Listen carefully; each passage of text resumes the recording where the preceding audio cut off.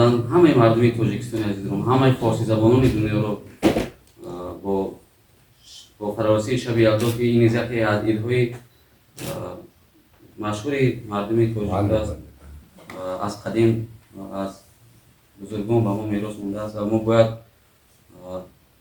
ما که میراثبر فرهنگ این یگانه شده هستیم باید این فرهنگ رو باز هم زنده نگاه داریم و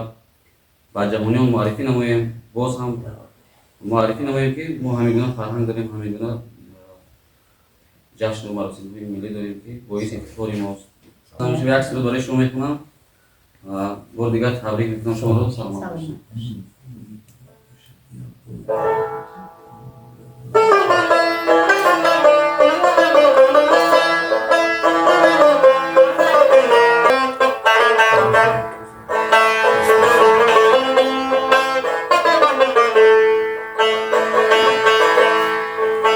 شکر که امشب ناز ناز آغوش بازم کرده ای، شکر که امشب ناز ناز آغوش بازم کرده ای، بستری بیرنگ مالا مالی نازم کرده ای، بستری بیرنگ مالا مالی نازم کرده ای، چند در سندانی سیمینت دلم گنگن زدی،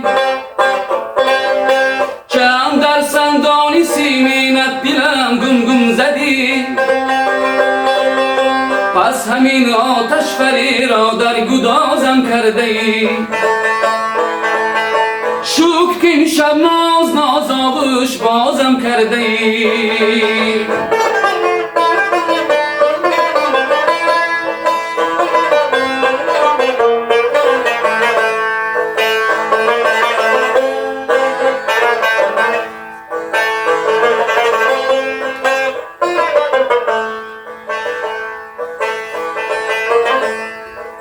همت و صنعتگریت را بگردم ای پری،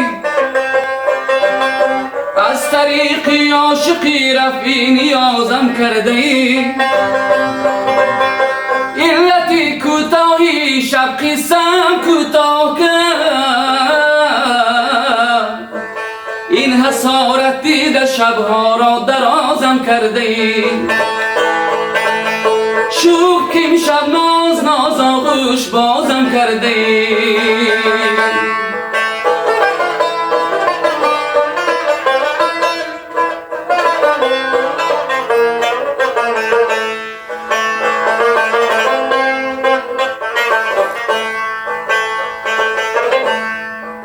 بر نمی آمد زی دستم هیچگاه تدبیر کار،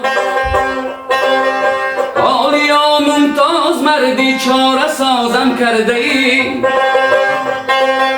طبعی گویایی جمراد از حضورت شاد با،